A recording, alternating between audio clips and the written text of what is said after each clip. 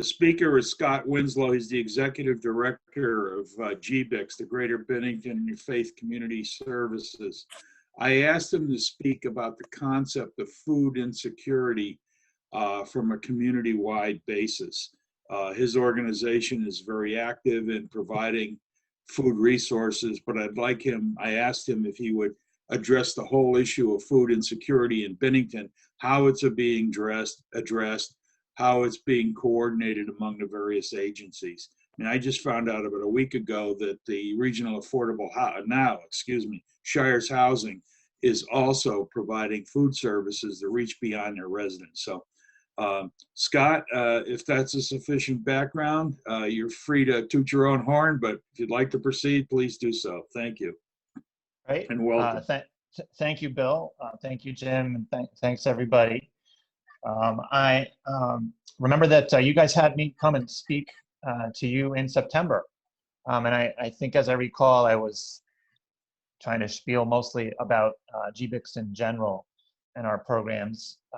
But since Bill asked me to comment specifically about food security, that's what I have in mind. Bill prompted me with a few questions I'll try to answer in my discussion here. And then we can have some questions at the end. But I'd like to share some statistics with you, talk a little bit about what food insecurity looks like, a little bit about the different programs in the community that we're aware of, how we're addressing food insecurity, how we're coordinating or not, and some of the things that are happening around solving food insecurity, if I can put it that way.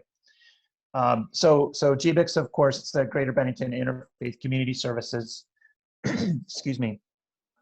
Our core programs include the Food and Fuel Fund, which is emergency economic assistance for folks experiencing a financial crisis. It's been around in one form or another since the 70s.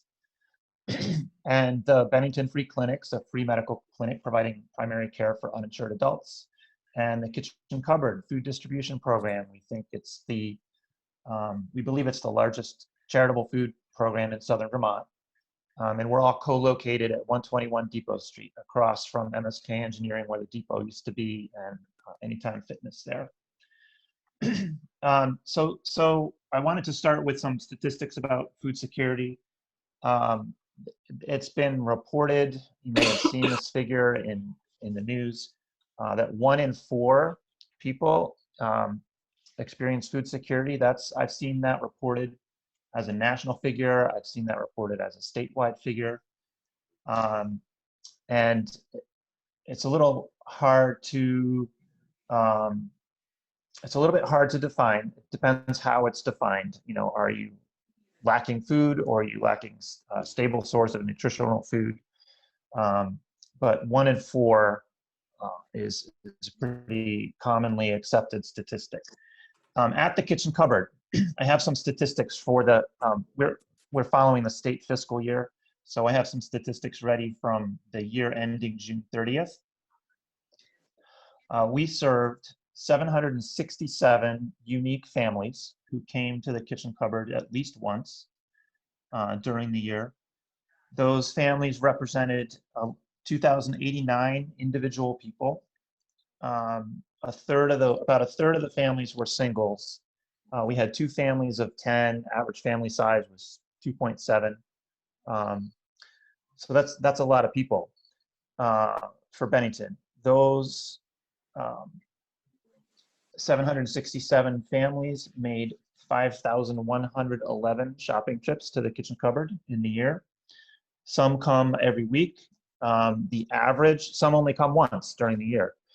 The average was a little less than 7 times a year. So there are a lot of people that are not coming regularly. They're coming, they have a crisis situation. They come once or twice, maybe for a few months, and then we don't see them again. At the same time, we have a lot of regulars, people that have been coming to the Kitchen Cupboard for years as part of how they feed themselves. If we take that total number of 767 families and the 2,089 family members they represent, compare that to the population of Bennington, that's works out to be about 1 out of every 8 people in Bennington has come to the kitchen cupboard at least once. And we are only one of the food programs in town. So that's not that anybody needs to remember all the statistics, but the point is it's a lot of people. And it's a lot of neighbors and a lot of people that we know. I wanted to try to talk about a little bit about what food insecurity looks like. I mentioned the definition about a moment ago. So it's not necessarily an absolute lack of food, but it can be a lack of consistent and reliable access to nutritious food. And some folks even talk about self-reported anxiety around food security. You may actually have food in your house, but you're not sure how long it's going to last or where your next grocery shopping trip is going to come from. So there's a certain amount of anxiety that comes with food insecurity. Of course, the problem of food insecurity is not a problem in isolation. Folks experiencing food insecurity are very likely experiencing challenges around housing, transportation, lots of other issues.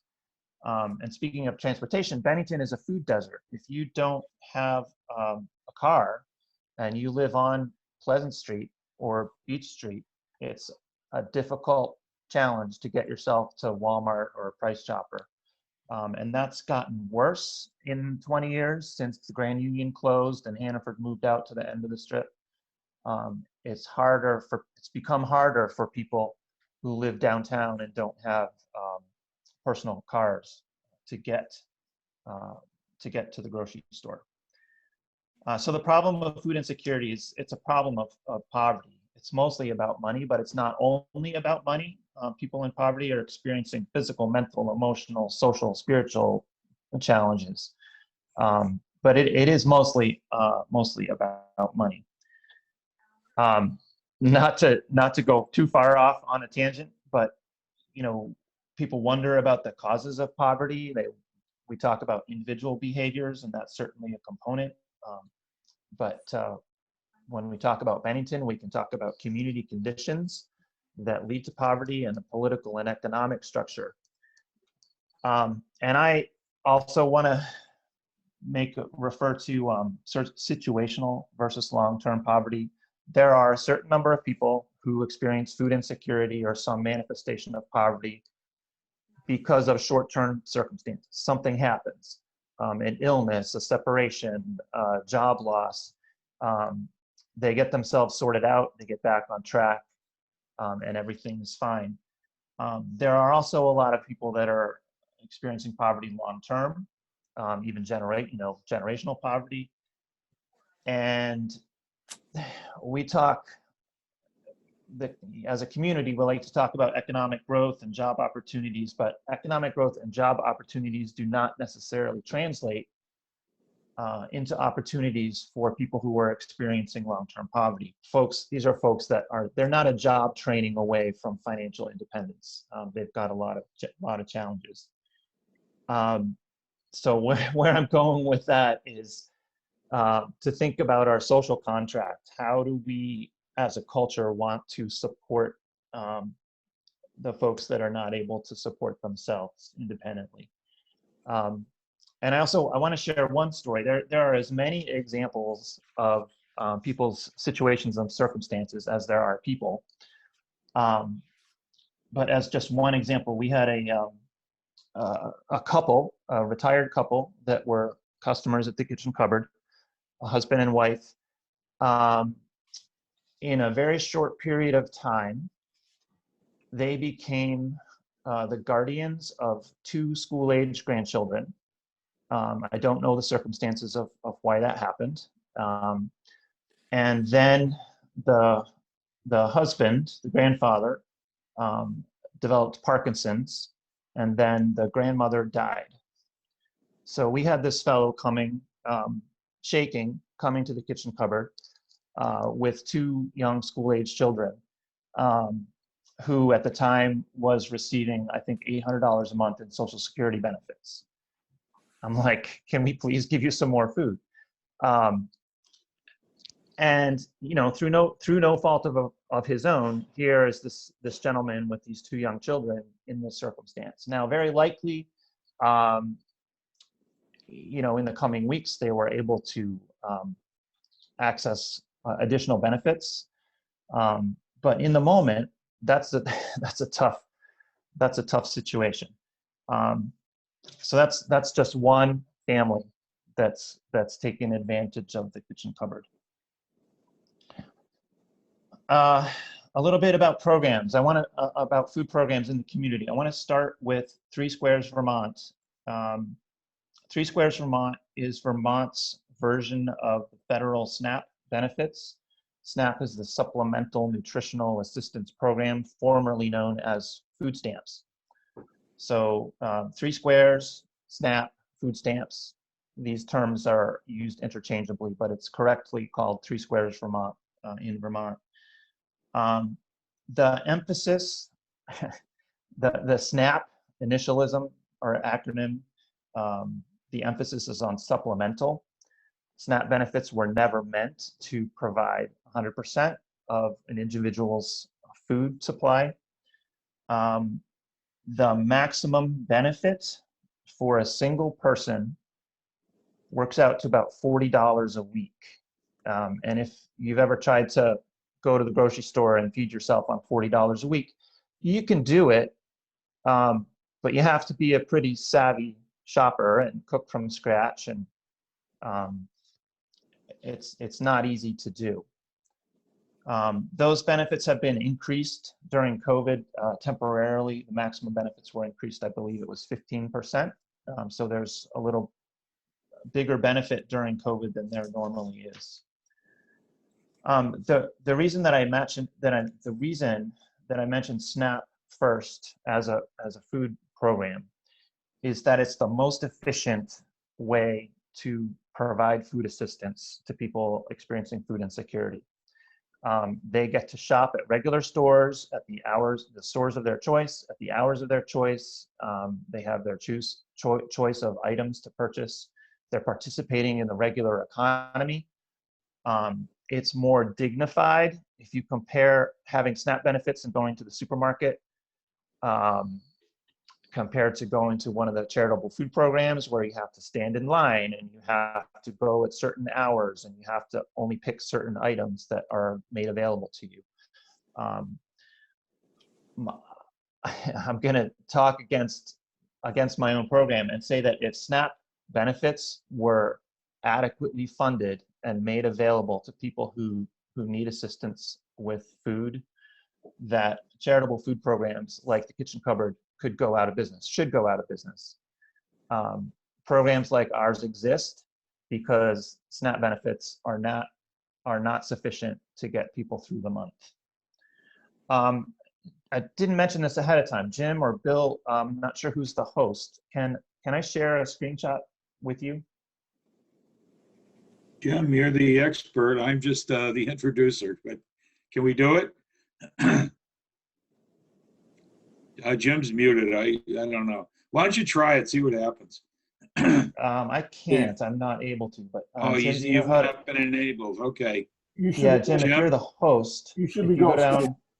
You should be good to go. Should be good to go. Let me try it. Oh, beautiful. All right.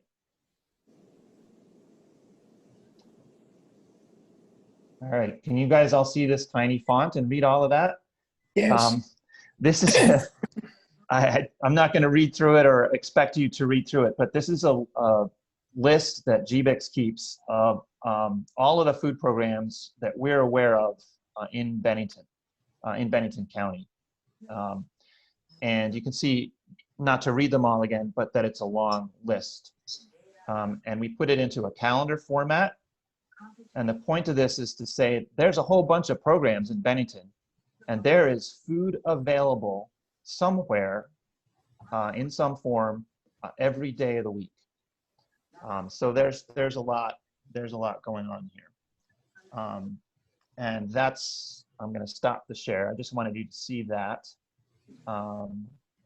because there are a lot of programs and there's some kind of food somewhere every day of the week. Not included on that calendar are the school meals, During COVID, the Abbey Group and the SVSU are making sure that meals are getting distributed to all of the school kids, whether they're coming to school or not. Also, the state of Vermont is, during the COVID emergency, is currently housing virtually all homeless people in local motels. Last I heard is on the order of 150 families in Bennington County that are being housed by the state in local motels, and the state is providing them 3 meals a day. So that's a big food support that's going on right now. In no particular order, there's also a program called Grateful Hearts. Dale Coppin is leading that, and he and his group salvage produce that would, perishable produce that would otherwise go to waste. They make it into nutritious soup, freeze it in 1 pound packages, and distribute it to food programs like ours. So that's a neat food recovery program. Also not on the calendar that I flashed on your screen is the Farmer Families Food Box program. That was something that started this summer during COVID. It started out as a USDA program. It's been in town in various iterations. You may have heard about earlier in the summer, there were distributions at the airport that featured long lines of cars. Later in the summer, they stopped doing the airport distributions, and the Farm to Families Food Box program brought food to food programs like the Kitchen Cupboard to give out at their agencies. So we did that for a couple of months. It was full of logistical problems. And then more recently, Shires Housing and SASH Vermont have been just getting, I should say, the USDA discontinued the Farmers to Families Food Box program at the end of December, but the Vermont Food Bank has continued to provide that using their own funding. And they're currently doing a distribution at Applegate. It's now called Orchard Village, but Shires Vermont, Shires Housing and SASH Vermont are hosting the Farmers to Families Food Box distributions at the Orchard Village. If I got all those names right, I hope I did. One more program that's unique this year that's not on that calendar is the Everyone Eats restaurant voucher program. If you heard about that, that was kind of neat. Folks in need of food could get a voucher to take to, basically like a gift certificate that they could take to a local participating restaurant to get a meal. And then the restaurant had to purchase, I believe, 10% of their food from local producers. And then the program would pay the restaurant for the meal that they distributed. So that's a lot of programs that have been happening, especially this year with the additional programs going on. One of Bill's questions that he prompted me with the other day when we spoke was, how do all of these local programs address the issue of food insecurity? I think I'm paraphrasing what I heard Bill say. I would say that all of these programs are meeting the same need, just in a different venue. And if you want to ask, are we solving the problem of food insecurity? I would say if the question is, do people have a way to get fed? The answer is yes, people have a way to get fed. People in Bennington should not be going hungry because of all these programs. There is a way, there are multiple ways, multiple options for people to get food. Are any of these programs solving the problems that create the need for charitable and public assistance? And the answer is no, we're not. We're meeting a need. You need food, we'll give you food, but we're not solving the problem of why you need food in the first place. Another question was the level of coordination. What coordination is there among the different agencies? Mostly, all of these agencies that I flashed up on the screen and that I listed for you that weren't on the screen, Mostly, those are all operating independently. We at Gbics in the kitchen cupboard, we try to be a good referral agency, which is part of why we produced that calendar that I showed on your screen to say, you know, we're not open right now. We're not open on Tuesday until 5:30, but you can go to Harvest House on the corner of Benmont River and get a hot meal at 11:30. We're not open on Wednesday, but his pantry at St. Francis is open, so you can get food there on Wednesday. So we try to be that referral agency. I'll add that a little bit of a longer story, but our food calendar is going to be, looks like it's going to be online at the BCRC website. That's something that we're working on. So it'll be a publicly available resource that we can keep updated. Another piece of coordination between the agencies, besides being referring to one another, is our level of communication through the Bennington Hunger Council. And I'm going to talk about the Hunger Council in just a minute. We've also tried to make an effort to share perishables, especially in the summer. If we have produce that's going to not keep until the next time we're open, we'll call up Meals on Wheels and see if they can cook it, or call up Harvest House and see if they can use it. So sharing perishables has been a good way of coordinating. One highlight from this year, Brock has a food pantry at their office on Orchard Road, and early in COVID, they had to reduce their staffing. They were not able to keep their food pantry open on Orchard Road. And Tom Donahue, who's the executive director of Brock, called me up, and he and some coworkers came down and brought all of the food that was at Brock over to the kitchen cupboard for us to give out during the summer. So that was great. That was amazing. That they managed to work that out with us. They reopened.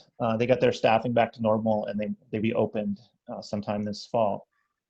So that was a neat collaboration. Again, another question of Bill's was how we interface with Three Squares Vermont. Again, that's the same as SNAP benefits. We don't really interface with them, but what we try to do at the kitchen cupboard is make sure that people are signed up for Three Squares Vermont. That's helpful for people who are newly food insecure, who are coming to us for food assistance for the first time.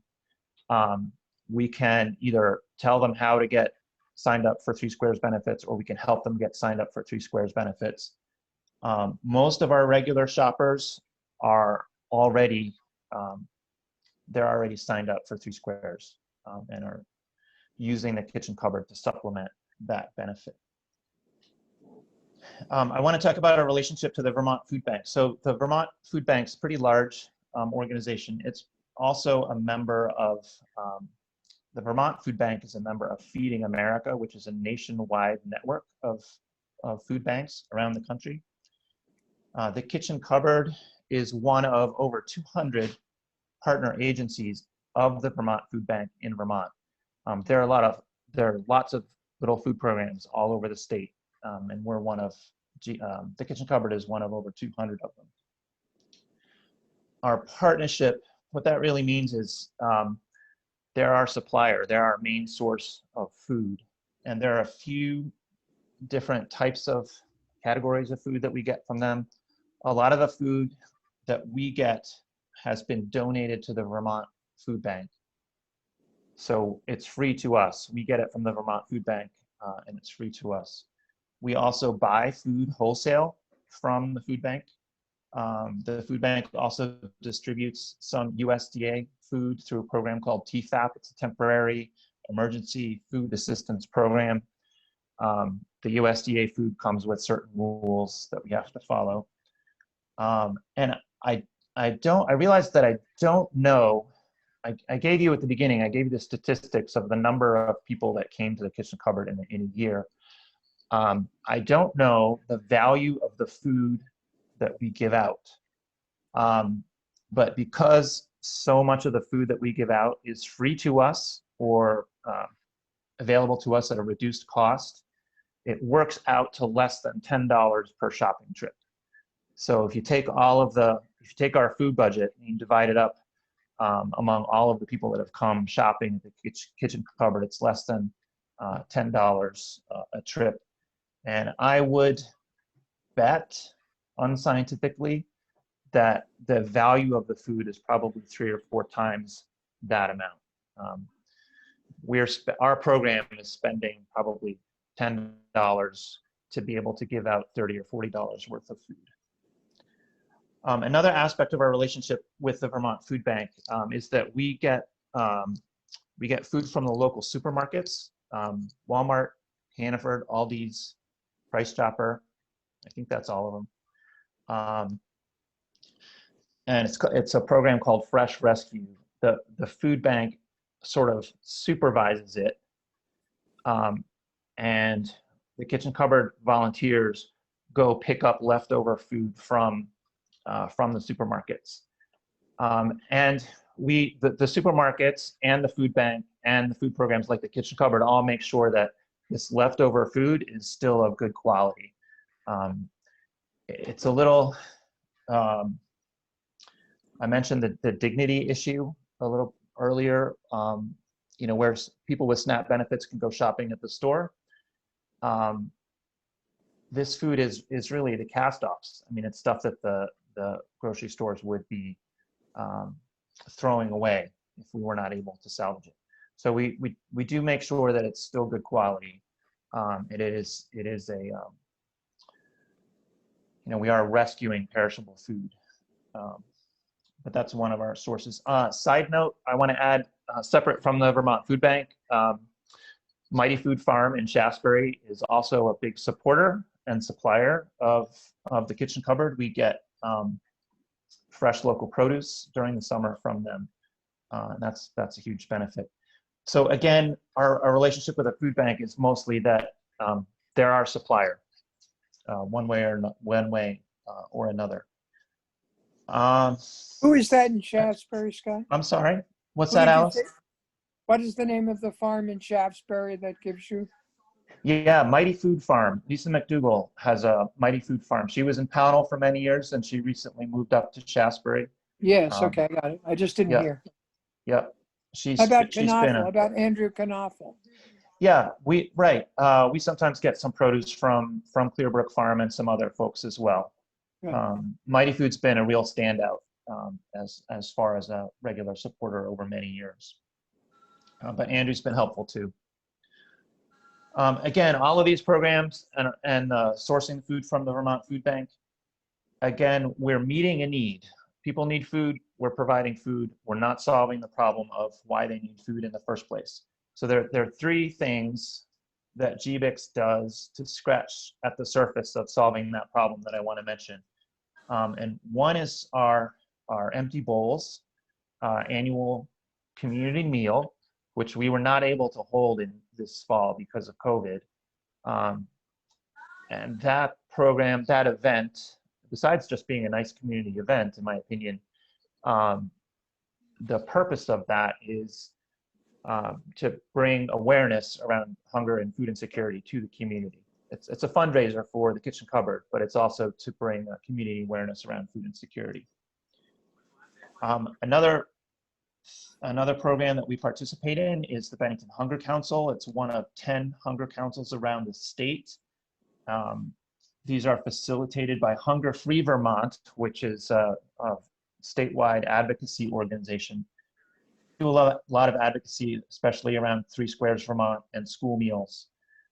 The Hunger Council in Bennington is co-chaired by Megan Harrington, who's the local district director from the Department of Health, and includes representatives from most of these local food programs, as well as the school district and the hospital. My experience with the Hunger Council this year, since I started my job at Gbics last February, we had one meeting last February where we were going to set goals for what the Hunger Council was going to do in Bennington. And then we got COVIDed and didn't meet for a long time. We reconvened over Zoom, and most of those meetings were a big opportunity for a lot of these programs to share information with each other around how we were responding to COVID, how we could make sure people were getting fed. So that was one of the best examples of how these local programs were coordinating with one another. The last program I want to mention is that Gbics and the Kitchen Cupboard is a partner with Bennington College and the Mellon Foundation grant around food security. This is a 3-year grant that the Bennington College and Kappa acquired. And they're partnering with Gbics, with the hospital, SVMC, and with the SVSU. Mostly, the goals are to develop curriculum for the college, and they're doing that. They have I don't know if any of you know Tatiana Abadamarco is a visiting professor around food systems at the college. And the partners in the Mellon grant have set goals around community education and infrastructure. And 2 infrastructure goals that we're working on. One you may have heard about in the paper are Community Resource Fund grants. They're basically sub-grants from the Mellon Foundation grant to some of the local programs. Meals on Wheels got a new freezer. Willie's Variety got a new reach-in retail produce cooler, which increased their produce sales downtown. There's several small programs like that were funded through the Mellon grant. And the Mellon group is also working with another group called the Southern Vermont Regional Food Systems. A bunch of folks are trying to set up a food hub, food distribution and processing hub in Bennington, and to connect that with the charitable food programs. So there's lots of discussion and lots of ideas, and hopefully something will materialize around that. That's the end of my notes. And again, what I was hoping to share with you again, you know, my goal was to give you an idea of what food security looks like, and the volume of people that being, just to give you an idea of the number of different programs that are out there, and what we're doing. I hope I've answered some of those questions, and I'd welcome questions from all of you. What makes somebody eligible to get food, or is it just given to anyone that asks? At the Kitchen Cupboard, we have no eligibility requirements. If you come and say that you need food assistance, we're happy to provide that. No documentation, no proof of income, no means testing. If you want to receive the TFAP program food, USDA food, we do ask them to self-certify their income eligibility. It's a percentage of the federal poverty level. I don't remember the figures, but they have to self-certify that they meet those requirements, and there's no burden on us to document that that's the case. 3 Squares Vermont, the SNAP benefits, they do have to document their financial circumstances to be eligible for 3 Squares, but not at the Kitchen Cupboard. And what is considered to be poverty in Bennington? Oh, you know, that's a good question. Off the top of my head, John, I think the federal poverty level for a single person is around $12,000 a year, which, as you can imagine, would be difficult to live on. I don't know the figures off the top of my head, but I could look them up. And then it multiplies out, you know, based on family size. For a family of 3, a couple of years ago, it was about 23,000. Yeah, that sounds about right. Yeah. Could I ask, for the SNAP program, do they have to, I mean, I'm assuming for the SNAP benefits is a mailed check. or correct? They are promoting. They're basically EBT cards now. Okay, and it's So three you can strands. get a card, and then your benefit is transferred to the card until you spend it down. And in 3 squares, is that also a card, or do you have to? Yeah, 3 Squares in Vermont are the same thing. 3 Squares Vermont is Vermont's version of the Oh, okay, SNAP program. okay. One in the same. Yeah. The other ones you have to come. You just have to come and pick up your Like to the food. kitchen cupboard, or his pantry, or Meals on Yeah. Wheels. Yeah, you have to go there to get food. Okay. How does the word get out to the people in poverty that this food's available? That's a great question, Alice. And a lot of it is word of mouth. A lot of it is neighborhood presence. When the kitchen cupboard was down on the corner of Gage and Bradford, we saw a certain number of people from the neighborhood. When we relocated down to Depot Street, our customer group of customers shifted a little bit, just because we're, a few hundred yards further away. We're on, we have a website, we're on Facebook. We distribute that food calendar that I showed you. We share that as widely as we can. It's posted at churches. But a lot of it is really word of mouth, I think. Are you located in low-income neighborhoods in Bennington and elsewhere? The kitchen cupboard is pretty much, downtown Bennington, County and Depot and Pleasant Street. It's mostly rental property. Good. It's mostly lower income. I heard that 80% of the children in Bennington are on free and reduced price lunch. Is that true? You know? That's a good question. I don't know, but Actually, I have. it's 100%. Right. In the Well, What did you say? It's 100% in the schools. 100% of the children? No. How many are The on? school lunch program. The school lunch program is free from K through 12th grade for everybody. I right. see. That's great. There was a sort of an indirect answer to your question, Alice. There was a high enough percentage of kids meeting the qualifications for free and reduced lunches that the whole school district got to go on free lunches for 100% of the students. What happens now during the pandemic when they're at home?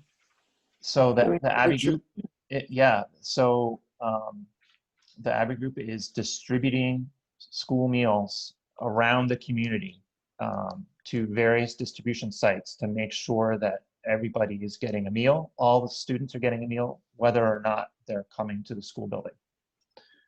I don't know how those logistics work, but I know that they do have a number of distribution sites around. And then folks can generally go to a distribution site in their neighborhood to get their school meals. Thank you. Scott, did I understand you to say that no one in our service area, Greater Bennington, is suffering from lack of food because of these various programs? I can't say that definitively, Bill. What I can say is that there is food available somewhere every day of the week. Whether everybody can get access to it is another question. But everyone who wants food has access to food if they can get to the food distribution center. Yes. Okay. How much of these programs are supported by private donations and how much by governmental funding? I can only speak for, 3 Squares Vermont, the SNAP benefits is 100% publicly funded, government funded. The kitchen cupboard currently is all through private local donations, individual donations. We have Gbics receives some significant grant funding from the Department of Health that supports the free clinic, but the kitchen cupboard is pretty much entirely supported by local donations from individuals, businesses, faith communities, some foundations, but it's mostly through local support, which is it's amazing to me that Bennington is coming up with the funds to run our program, for us to run our program. Wonderful. That's great. I think you've given us a lot of useful information and food for thought. What triggered my that's a good pun, and I just realized the light went off. You know, it's a little early in the morning. It's so early, Uh, Snowy. But you know, my initial reason for contacting you was to, you know, I've heard various things, and I know individuals who are very concerned with the thought of a child going without adequate food. And Oh, coupled WIC. I with didn't that mention WIC. is WIC the is another concern- program. Sorry, Bill. Okay. I don't know how you keep track of all this stuff. It's like an alphabet soup, to use a often used phrase, but so that was part of the motivation for asking you to speak. And you know, I think you've clarified a lot for me, at least, and I appreciate your effort. Anybody else have questions? I'm sorry, I'm sort of stepping in a role I probably shouldn't take, and I apologize to John and Jim. No, No. I'm a big clock watcher, and I'm mindful of time that you mentioned, Scott. We're getting close to 8:30, and so any other questions for Scott? It's a great program. Thank you, Very Scott. good. Thank you, Bill. it was very helpful. You're welcome. Very helpful. Thank you very Thanks, much. everybody. And I know at least Bill and Jim have my contact information. If anybody thinks of anything, feel free to reach out. Thank Okay, you. great, Scott. Thank Thank you. you so much for coming in to do this. Yeah, you're welcome. Thanks for having me. And hope everybody has a good day. Are you Thank you. talking to other groups like us about what you're doing, about all these programs? Are you speaking? A little bit. There's not necessarily formally, Alice, but sort of ad hoc, opportunistically, when we have a chance. It's just so impressive. I hope people know about this. That's right. I think it's great. Great. Thank right. you very much. Thanks, everybody. I'm gonna hop off. Have a good day. You Bye-bye. too. Goodbye, Scott. Thanks.